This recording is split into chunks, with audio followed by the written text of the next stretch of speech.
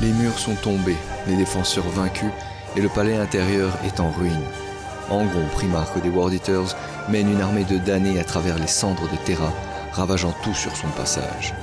Le warp corrompt le sol, et la fin est proche pour les loyalistes de l'empereur. Mais l'ange de la 9e ne compte pas s'incliner.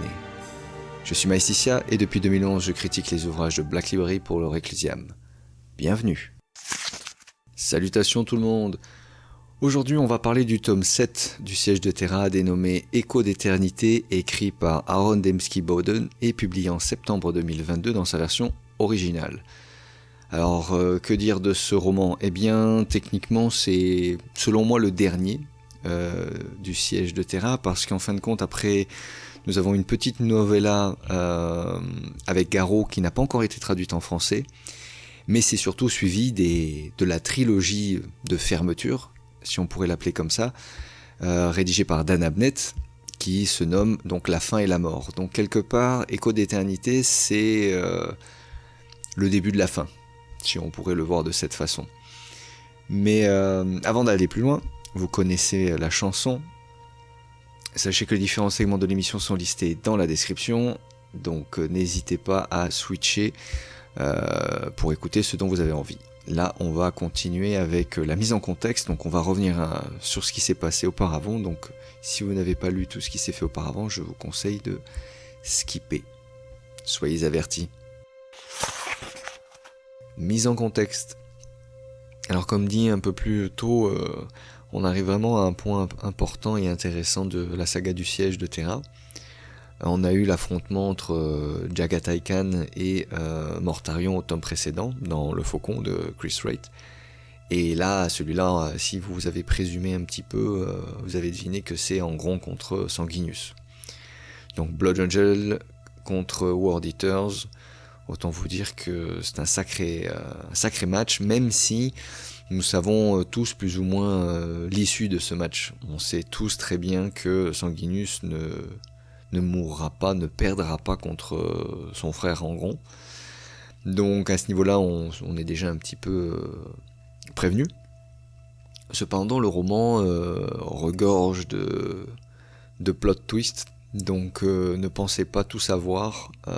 C'est vraiment un roman qui va être riche en rebondissements et en narration. Après, qu'est-ce qu'on pourrait dire par rapport à cela ? Eh bien, sachez que maintenant, le palais intérieur est dévasté. Voilà, c'est quand même la chose la plus importante à retenir, c'est-à-dire que depuis Mortis, les forces renégades ont pénétré vraiment l'enceinte, tous les remparts ont été tombés, quoi. Il ne reste plus que le Inner Sanctum, comme on dit, et encore, bon, tout le monde sait que l'empereur, il est pas au sommet de son donjon dans un château classique. Non, il est bien à des milliers de kilomètres sous terre sur le trône d'or où il lutte contre les démons qui envahissent la toile de tous côtés. Mais au niveau matériel, il reste encore du chemin à parcourir pour les traîtres pour arriver jusque-là. Néanmoins, voilà, les traîtres sont dans la place et c'est le carnage. C'est vraiment le carnage, comme je disais, depuis que Mortis a enfoncé les murs. Donc le spatioport a été repris par les White Scars, mais ils sont relativement isolés par rapport à l'attaque principale du maître de guerre qui est concentrée. Là, il n'y a même plus de réflexion ou de stratégie. Là, c'est terminé le siège. Là, c'est juste attaque à outrance jusqu'à ce que les défenseurs finissent par lâcher, par abandonner leur position. Donc on sait que Morty s'est fait battre par le Khan. Le Khan est dans un état critique, dans un coma. On ne sait pas, on n'a pas d'autres informations à propos de ça. On se doute bien qu'il va pas mourir, mais on ne sait pas trop ce qui va lui arriver non plus. Et pour Mortarion, il doit probablement panser ses blessures dans l'Immaterium parce que il n'est plus dans la partie, au même titre que Perturabo. Donc voilà, c'est quand même des choses importantes. C'est le contexte général. Là, on est vraiment sur la guerre au sens strict du terme. C'est-à-dire là, ça va vraiment être une bataille à mort. D'un côté, toujours les défenseurs qui essayent de tenir le plus longtemps possible en espérant Gilliman et ses fils débarquent au bon moment, mais plus le temps passe, plus l'espoir s'amenuise et ça devient de plus en plus compliqué de tenir parce que non seulement les forces diminuent, les forces de la défense diminuent, mais elles s'épuisent. Vous avez beau être un Astartes, quand vous avez une invasion et une guerre de cette échelle, même les plus grands Astartes finissent par faiblir. Sans parler évidemment le manque de ressources, les armures qui brisent, et etc. etc. Donc c'est vraiment une ambiance extrêmement lourde, extrêmement pesante et difficile qui va être le sujet de ce tome-là. Donc j'espère pour vous que vous avez lu les tomes d'avant. Sinon vous n'allez pas vraiment vous connecter à l'amplitude des événements de ce tome-ci. Dramatis Personae. Alors je vais passer en revue les personnages importants de ce roman. Donc on va commencer par l'empereur Eurus. Même s'ils ont très peu de lignes dans le roman, en fait quasiment 2-3 lignes chacun, elles ont énormément d'importance dans le rôle en fait, dans lequel elles sont intégrées. Ensuite on a évidemment les primarques, donc on va commencer par ordre alphabétique, donc en rond évidemment, seigneur des sables rouges, prince démon exalté de Corne. Donc là c'est l'ange rouge dans toute sa splendeur. Magnus le rouge, le roi écarlate, on n'en a pas fini avec lui.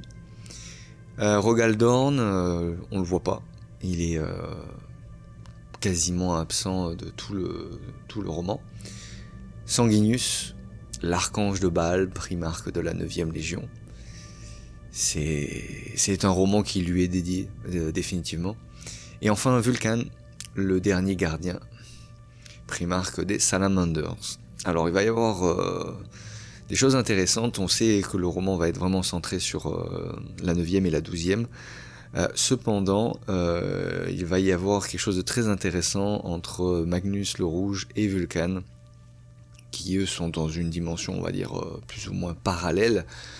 Est très très important ce qui va se passer avec eux et ça va être décisif pour le reste du siège.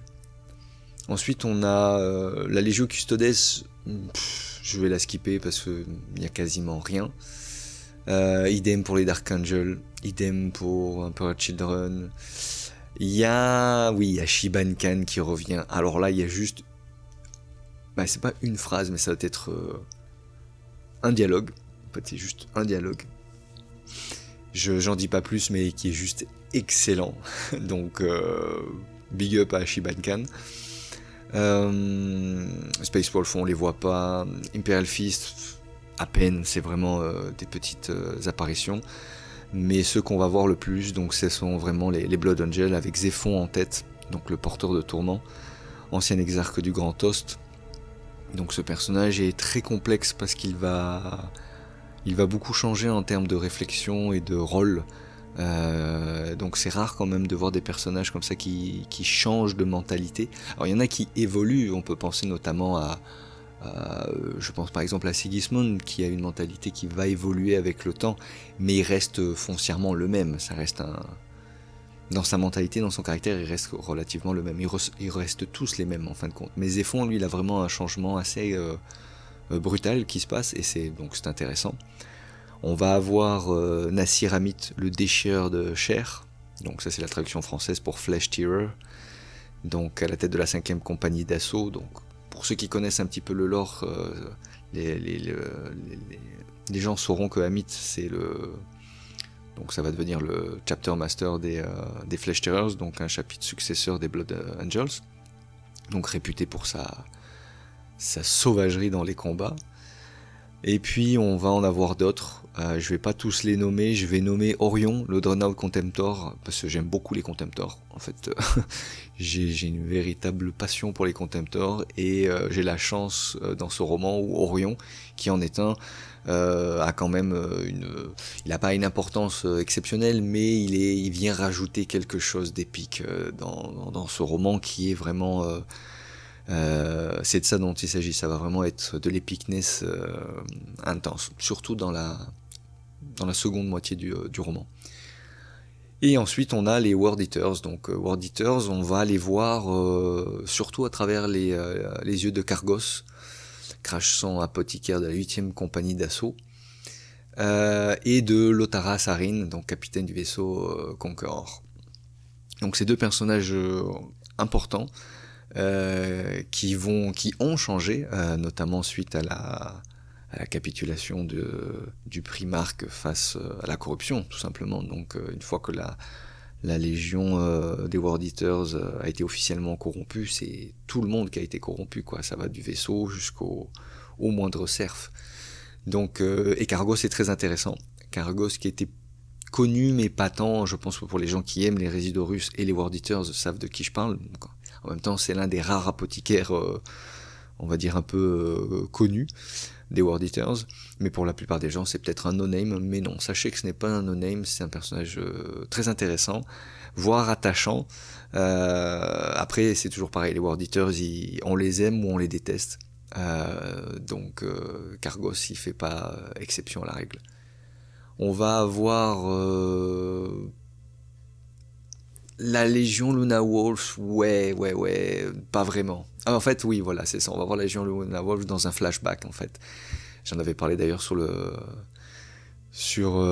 compte X Twitter, ou quand j'ai vu Tariq Torgadon dans les Dramatis Personae, avec le titre Luna Wolf, je me suis dit, ah, ça sent le flashback. Je me suis pas trompé. Très sympathique ce flashback qui concerne les Blood Angels et les Luna Wolves au moment de la Grande Croisade. Ensuite, on va avoir l'armée impériale. L'armée impériale qui va, toujours pareil, essayer de tenir du mieux qu'elle peut. Pas grand chose à dire sur l'armée impériale, honnêtement, c'est toujours un peu... Ils sont pas au centre du roman, cette fois c'est vraiment les Space Marines et les Blood Angels. On va avoir, côté Adeptus Mechanicus, on va avoir Arcane Land, donc le techno-archéologue, la personne la plus détestable après Rébus, je pense. Mais il a été écrit de cette manière et on le comprend. Mais voilà, pour ceux qui avaient lu...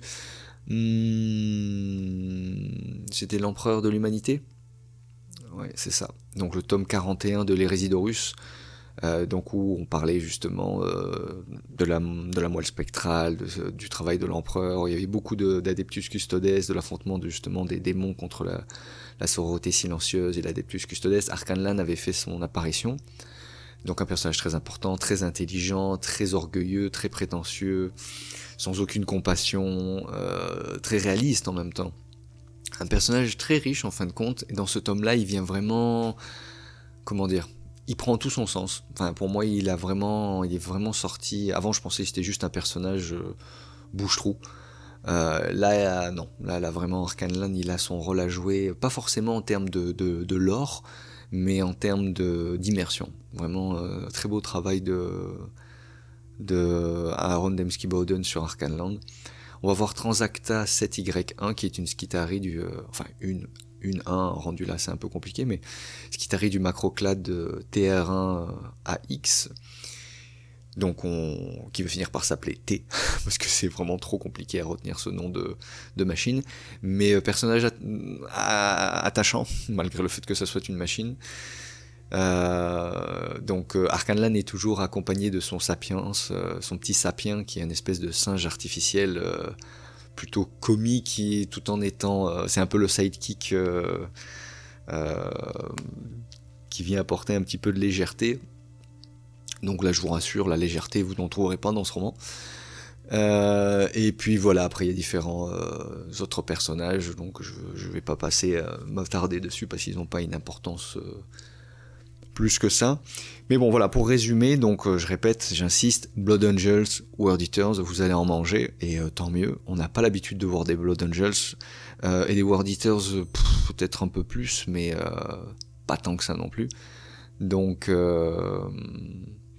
c'est ça, beaucoup de Blood Angels, World Eaters, un petit peu du Mechanicus, mais Arcane Land c'est vraiment une exception, parce que c'est pas une machine, c'est un homme avant d'être une machine. D'ailleurs, c'était très bien expliqué dans le tome 41 de l'Hérésie d'Horus, comme quoi lui, il n'a pas spécialement envie d'avoir des augmentiques et des améliorations sur tout le corps. Donc intéressant d'avoir son point de vue.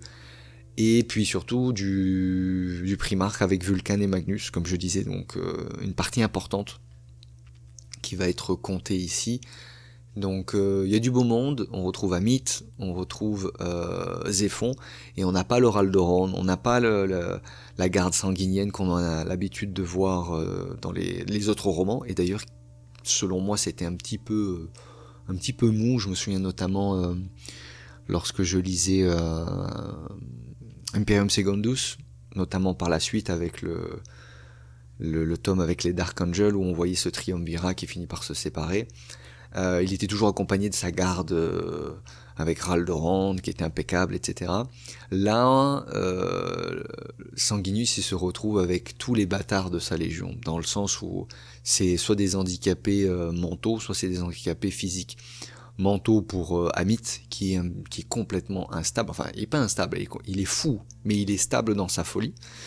Et Zéphon qui n'est plus que le vestige de lui-même. Lui par contre en termes de mécanicum, il est bien plus haut en termes de pourcentage métallique que ne peut l'être Arcaneland par exemple. Mais c'est un personnage très intéressant Zéphon, et d'avoir des personnages un peu malmenés, maltraités qui entourent l'ange, ça donne une ambiance différente de ce qu'on a l'habitude de voir, donc avec ces Blood Angels rutilants, brillants, parfaitement polis, encore plus brillants que les ultramarines. Donc voilà, en termes de personnae, on a un très très beau casting pour ce roman. Thème. Côté thème, on va avoir, pour moi, principalement l'aspect du destin. Car que ce soit pour la 12e Légion, la 9e, et même pour celle de Magnus, ce sont des légions qui dès le départ sont marquées au fer rouge par la fatalité. Que ce soit donc Angron qui depuis le début est martyrisé, je veux dire les World Eaters c'est l'une des légions les plus tragiques quoi.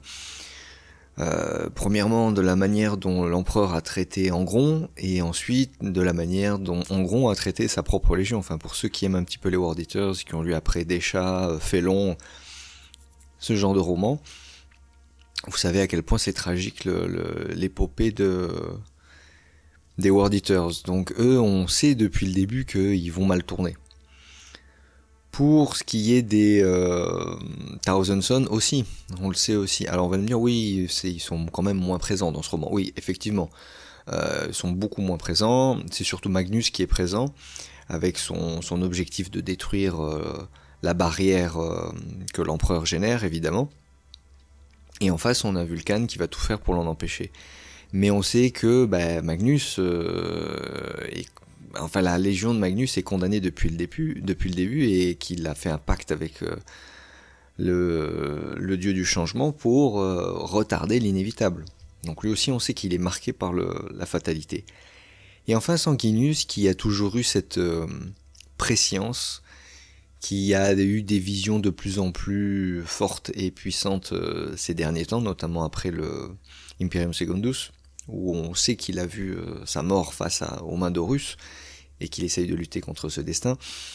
Et en ajoutant évidemment la soif de sang dont sont atteints les Blood Angels, épisode relativement peu narré, voire pas du tout. Je sais que mes souvenirs de Sinus Daemonicus font en sorte que je me souviens qu'il y avait justement une discussion entre Sanguinius et Horus à propos justement de la légion des Blood Angels et de la faille génétique.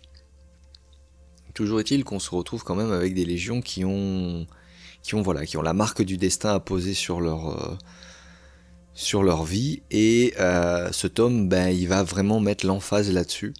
Donc que ce soit les World Eaters, les Blood Angels, c'est vraiment l'aspect du destin inéluctable qui se met en place, et au-delà de ça, il y a aussi l'aspect inéluctable du siège en lui-même, c'est-à-dire que là, on est rendu à un point où on n'attend plus Robert Guillemin ou Lionel Johnson.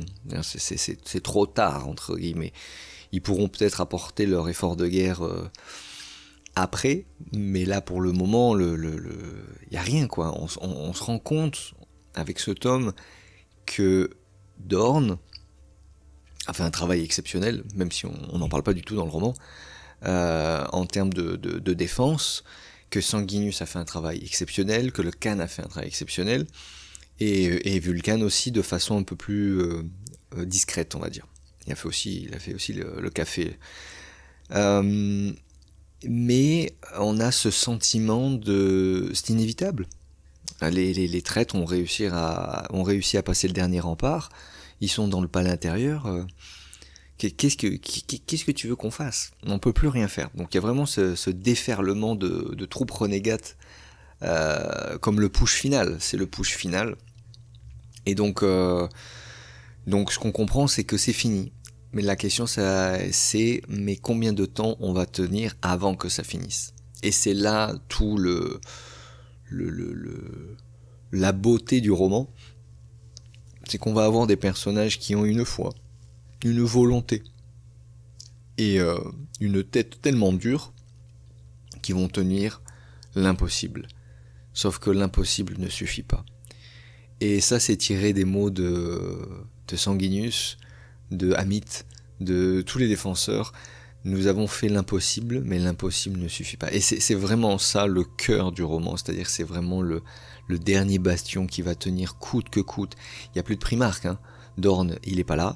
Jaghatai, il n'est plus là. Il y a juste Sanguinius pour tenir devant la porte d'éternité. Et les Blood Angels. Et en face, on a des World Eaters, des Sons of Horus, de la Death Guard, enfin bref, il y a de tout, quoi. Et voilà, et c'est... Après, je développerai un peu plus dans le style d'écriture, mais ADB, il a une façon d'écrire qui est géniale. Je veux dire, de loin, il est dans le top 3 des meilleurs auteurs de la Black Library, sans doute, sans aucun doute.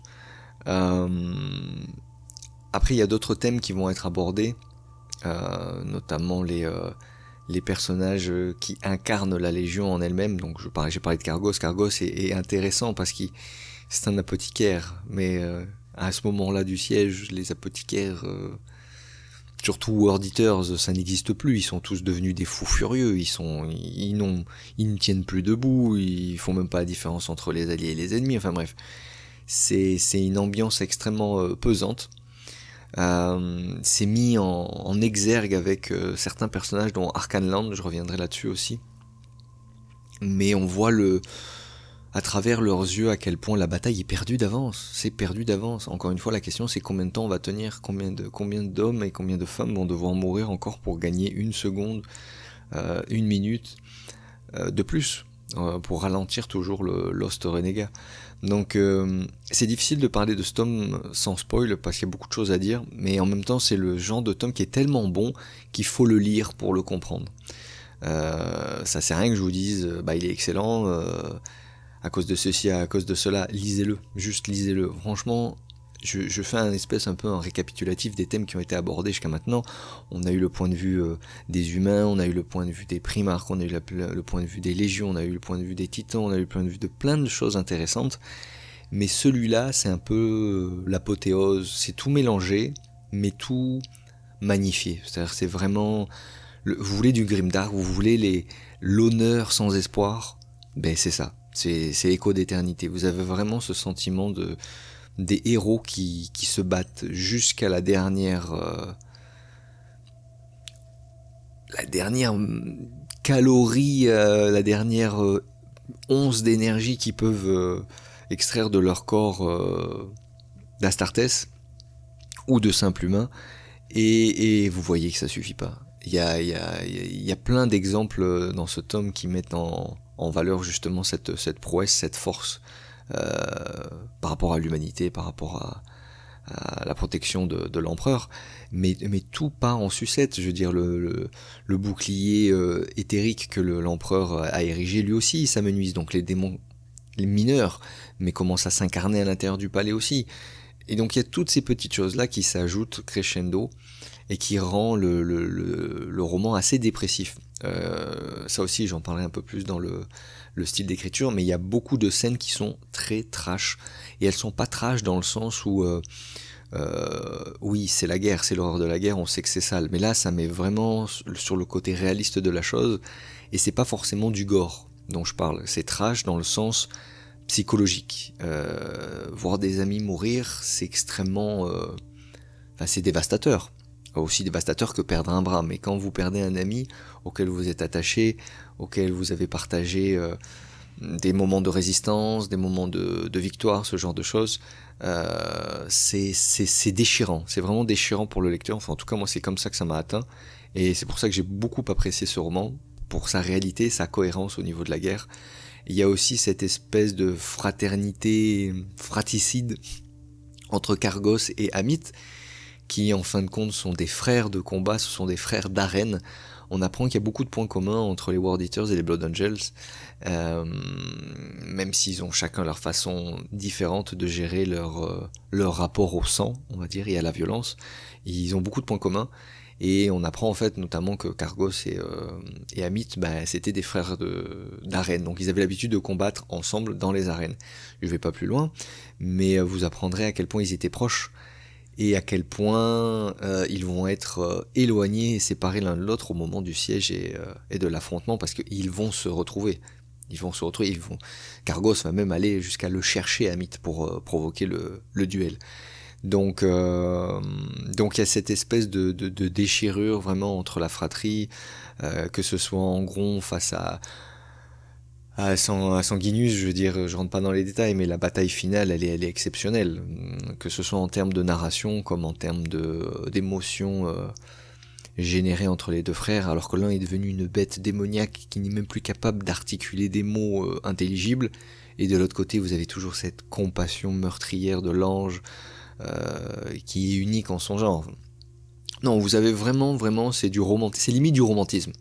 C'est du romantisme la façon dont c'est écrit, parce que c'est très chargé émotionnellement, mais en même temps, voilà, il y a cette part de grimdark qu'on aime tous, qui est extrêmement réaliste, extrêmement pessimiste, et voilà quoi. Donc en termes de personnages, c'est bien mené, en termes d'intrigue, c'est bien mené. Les thèmes, comme j'en ai parlé, sont très intenses, très immersifs. Donc c'est un roman qui aborde des thèmes très très importants, très lourds, très intenses, mais de manière suffisamment ludique pour que ça soit digérable. Et ça, c'est assez remarquable. Texte et difficulté de lecture. Alors nous avons affaire à Aaron Dembski-Bowden. Monsieur Dembski-Bowden. Pour ceux qui ne le connaissent pas, allez-y. Quoique tout ce qu'il a écrit, c'est de la tuerie. En tout cas, tout ce que j'ai lu de lui, ça a été vraiment exceptionnel. On peut parler de Hell's le tout premier roman en tant que tel qu'il ait fait à propos de Grimaldus des Black Templars sur Armageddon, qui est c'est un chef-d'œuvre. Excellent roman. On peut parler aussi de la trilogie des Night Lords, qui a converti nombre d'entre nous au fils de Conrad. Mais il a fait aussi Le Don de l'Empereur, il a fait aussi Le Premier Hérétique, Félon. Donc là, le fait qu'il reparle un petit peu des World Eaters, ça fait plaisir. Parce qu'on sait qu'il est bon avec les World Eaters. En fait, il est bon avec tout ce qui touche Aaron. Et c'est ça qu'on aime. Bon voilà, je vais pas rentrer dans le détail de l'auteur, mais enfin dans sa bibliographie, mais il a fait de très très très bons romans, pas assez à mon goût. Il a fait aussi sur la Black Legion et Abaddon, mais donc voilà, vraiment c'est un très très bon auteur. Moi c'est l'un de mes préférés, il est dans le top 3, sans aucun doute. Il a un style que je n'arrive pas à reprocher. C'est-à-dire que il est capable de vous faire des chapitres extrêmement bien construits et harmonieux, dans le sens où on va avoir des dialogues intéressants, on va avoir des scènes de combat visuellement, graphiquement très bien décrites. On se croirait vraiment dans un film. En fait, il y a des passages de Aaron, et je pense que c'est le fait aussi avec Dan Abnett, mais moi ça me le fait plus avec Aaron, ou des passages qui sont tellement cinématographiques que vous ne pouvez pas les oublier. Je me souviens d'une nouvelle, par exemple, je me souviens plus le nom de la nouvelle, je me souviens plus dans quel recueil il est par exemple, mais dans Les Résidorus, il y a un passage où les Night Lords affrontent les Dark Angels, je crois, et il y a un Night Lord, donc Sévatar pour pas le nommer, qui se retrouve à faire comme du rodéo sur un vaisseau spatial en pleine bataille navale dans l'espace. Il y a des scènes comme ça que vous pouvez pas oublier. Et bon ce roman il fait pas exception à la règle. Encore une fois, il y a des scènes extrêmement punchy en termes de combat.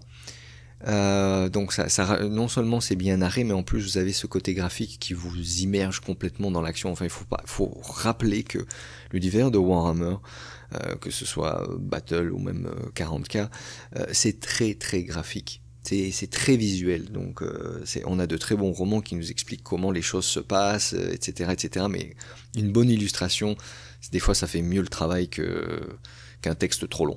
Et ADB, il est capable de faire un texte court, mais avec suffisamment de description visuelle pour que vous puissiez vous faire l'image dans la tête, et ça c'est très dynamique en fin de compte dans la lecture du roman, quoi. Donc moi j'aime beaucoup son style, et ajouté à ça, il est capable de mettre du lore, c'est-à-dire qu'il met il met du contexte, mais il va chercher aussi à donner du corps et de l'âme à ce qu'il raconte. Il va vous expliquer pourquoi c'est comme ça, ou comment il se sent, et c'est extrêmement jouissif. Il y a, alors ça je sais pas, c'est peut-être un parti pris, mais il y a toute une scène sur en fait c'est comme plusieurs chapitres qui racontent comment Sanguinus a découvert sa propre légion, qui à l'époque étaient les Revenants, je crois, qui a été traduit par les mangeurs de mort, parce que la Légion avait l'habitude de consommer ses ennemis pour apprendre le plus possible sur leurs coutumes, leur connaissance en général des armes qu'ils utilisaient, la géographie du terrain, ce genre de choses. Donc ils mettaient vraiment à profit leur homophagéa, qui est comme une des greffes spécifiques des Astartes qui leur permettent d'ingérer le bagage génétique de ce qu'ils consomment, et surtout d'en capter la mémoire génétique, donc ce qui leur donne un avantage considérable. Mais du coup, ça leur donnait un peu une réputation de cannibales, en fait, parce que voilà. Et même entre eux, ils avaient des pratiques un peu suspicieuses. Je vous laisserai découvrir le roman pour en apprendre plus sur cette ancienne légion, donc qui après s'est transformée en Blood Angels, qui est devenue beaucoup plus noble, mais ça ressemblait littéralement à des vampires. Et il va vraiment développer cet aspect cannibale, vampire, et en même temps sauvage, hein, ils sont extrêmement sauvages, mais tout en gardant une forme de noblesse, voire d'aristocratie. Et c'est ce mix qui crée on va dire la force Blood Angel. Moi j'ai jamais été un fan de Blood Angel, alors que c'était l'une des légions, enfin des chapitres les plus mis en avant par Games Workshop, les toutes premières versions de Rogue Trader et tout ça. On avait les Dark Angel, on avait les Blood Angel, et on avait les Space Wolves. Rien de plus, on n'avait même pas les Ultramarines. Donc c'est vraiment une légion très très connue, et j'ai toujours navigué plus ou moins autour, sans jamais vraiment approfondir le lore, ni même les figurines en général. Donc je les découvre un petit peu, et là d'avoir cette espèce de pépite d'origine, on vous apprend les origines des Blood Angels, ben ça fait tout le travail, ça fait tout le corps du roman. Il prend tout son sens quand on vous explique d'où est-ce qu'ils viennent, pourquoi ils étaient comme ça, comment ils étaient comme ça. Donc il y a vraiment une connexion impressionnante. Et en fin de compte, c'est ce type de connexion que l'on recherche en tant que lecteur, parce que c'est ça qui va nous faire plonger dans le roman. Je vais parler vite fait aussi de Arcanland, qui est un personnage que j'ai trouvé détestable depuis le début, et je ne voyais pas non plus son intérêt dans les Résidorus en général. Et alors oui, on va dire au niveau du lore, il est est très important, je dis pas le contraire, enfin, c'est immanquable, mais le personnage, bof quoi, il était là un peu pour plus pour décorer selon moi. Et là, l'auteur se sert de Arcane Land comme d'un catalyseur à la compassion. C'est-à-dire qu'on sait que le personnage d'Arcane Land il est détestable, qui pense qu'à lui-même, il est égoïste, il est prétentieux, orgueilleux, il est couard, il s'enfuit tout le temps quoi. À chaque fois qu'on le voit, il est toujours en train de courir, et c'est jamais dans la bonne direction. Donc c'est un personnage à qui on a même un certain niveau d'antipathie assez élevé. Et là dans ce tome, évidemment l'auteur nous rappelle que c'est un être antipathique, mais au moment du push des renégats, je sais pas comment c'est fait, parce que c'est là aussi où on voit les auteurs qui ont ce talent pour écrire, on voit toute l'horreur de la guerre à travers les yeux de Arcane Land, qui est normalement, comme je disais, un connard fini à qui on n'a pas spécialement de compassion. Eh ben, on arrive à en avoir. Il arrive à faire cette permutation dans le, je sais pas comment dire, on arrive à connecter Arcane Land par ses douleurs, pas par ses défauts. Et ça, c'est génial. Ça veut dire que même le plus gros des enfoirés sur Terre, vous pouvez avoir de la compassion pour lui à partir du moment où vous comprenez sa douleur. C'est génial. Je suis désolé. Enfin non, je suis pas désolé, mais c'est génial. C'est le seul auteur, je crois, peut-être avec Dan Abnett, qui arrive à venir vous retourner les boyaux sans un discours épique, sans des scènes badass. Non, c'est juste une mise en contexte qui vous fait prendre conscience des choses, qu'il y a des Space Marines qui se battent jusqu'à leur dernier souffle pour protéger leurs propres frères, pour qu'ils puissent se replier vers la porte d'éternité. C'est-à-dire qu'il y a la façon dont c'est expliqué, ces choix, qui, du point de vue de Arcane Land, c'est de l'honneur mal placé. En fait, pour lui, c'est comme, ils sont stupides, ils sont en train de mourir. C'est l'honneur mal placé. Et bien, à un moment donné, il y a un shift qui se passe, où même lui se rend compte que, waouh, ils ont un courage incroyable de se laisser mourir. Alors eux, ils sont faits pour ça. D'ailleurs, hein, il y a une petite discussion entre Zéphon et Arcane qui est extrêmement pessimiste, triste et démoralisante, mais qui est tellement vraie, qui remet tellement les choses dans leur contexte et qui vous font relativiser les choses. Mais à ce moment-là, la guerre est tellement totale, c'est une guerre totale qui est en train de se dérouler, que de tels raisonnements philosophiques paraissent complètement inappropriés. Eh ben non, c'est tout le contraire. C'est le meilleur moment pour philosopher parce que c'est le pire moment pour vivre en fin de compte. Bref, je pourrais parler longtemps du style de Aaron, mais le mieux c'est de le lire et de comprendre ce dont je vous parle. Une dernière chose pour conclure ça, c'est qu'il arrive toujours à mettre de l'humour. Toujours. Même si c'est léger, mais c'est de l'humour bien placé. C'est de l'humour intelligent, c'est de l'humour, je vais pas dire intellectuel, il faut pas non plus aller jusque là, mais c'est des petites teintes d'humour qui sont à chaque fois bien placées. Et il y en a pas beaucoup, parce que c'est pas un roman qui se veut humoristique, hein. Mais il y a des petites doses de légèreté qui sont distillées par-ci par-là, qui fait qu'à la fin, la narration est d'une homogénéité vraiment délectable. Conclusion. C'est un sans faute. Alors, je vais quand même décrire un point qui m'a semblé un peu négatif, et c'était au début du roman. J'ai trouvé qu'il y avait quelques longueurs. En fait, c'était plus compliqué que ça, je m'en suis rendu compte à la fin de la lecture du roman. J'ai trouvé que le style de Aaron avait changé depuis la dernière fois que je l'avais lu. Donc la dernière fois que j'avais lu, je pense que c'était Félon. Et avant ça, le premier hérétique. Et il y avait une manière d'écrire qui était énergétique, dynamique, très efficace à ce niveau-là. Et quand j'ai commencé ce tome-là, j'ai trouvé que les 4-5 premiers chapitres étaient un peu mous. Et j'ai trouvé ça bizarre de la part de l'auteur. Et je me suis rendu compte, au fur et à mesure de mes lectures de chapitres, que c'était un rythme qui, je pense, est fait exprès. Pourquoi ? Parce que les derniers chapitres, c'est l'apothéose. C'est vraiment vous en prenez plein la tronche, et c'est juste magistral. Mais il y a une construction crescendo des événements. Et c'est peut-être pour ça que ça commence relativement mou, mais ça build up, ça build up, ça build up, ça build up, ça build up, et que ça finit par éclater dans un feu d'artifice, de badacité, d'épicness, de tristesse, de drame, de tragédie, et tout ça sur fond de guerre d'annihilation. Donc ce que j'ai pensé au début être des longueurs sont peut-être en fin de compte un rythme qui a été fait exprès. Encore une fois, je sais pas, je ne connais pas les détails, mais qui font que à la fin du roman, les longueurs que j'avais ressenties au début du roman, elles se sont complètement évanouies. Ce qui n'est pas le cas pour certains romans où à la fin du roman, tu dis comme ouais, mais la première moitié du roman, c'était quand même un peu chiant, c'était mou quoi. Non, là, c'est pas la première moitié, c'est juste les premiers chapitres qui mettent en place le truc.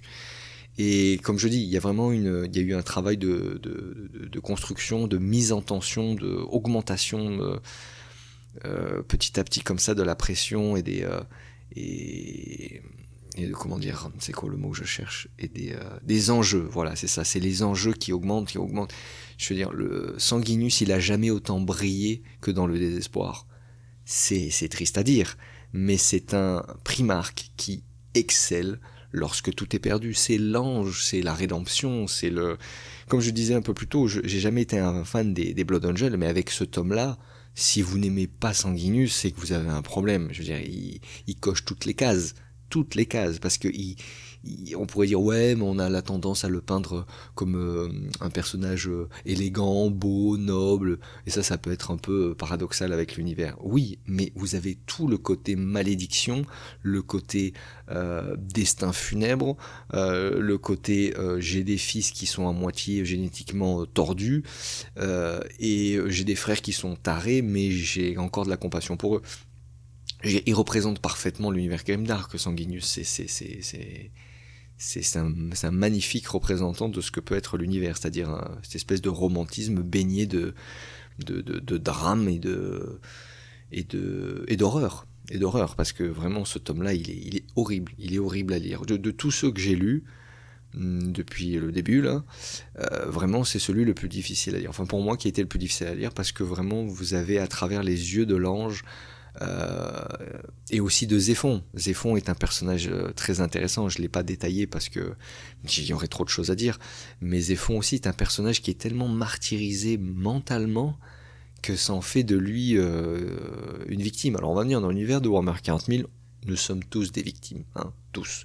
Que ce soit les Primarques, les humains, tous et tous des victimes. Mais eux, on les sent vraiment comme des victimes injustes. Vraiment injuste, c'est pas juste ce qui leur arrive. C'était des bons gars, et malgré les défauts qu'ils avaient, ils ont appris à se contrôler, et malgré tout, il y a quand même le destin qui les rattrape. Donc c'est tragique, c'est tragique, et voilà, c'est un roman qui est difficile à lire, moi honnêtement, mais il n'est pas difficile à lire en termes de lecture, il se dévore le livre, je l'ai lu plus rapidement que Saturnine, mais il est dur à lire dans ce qui s'y passe.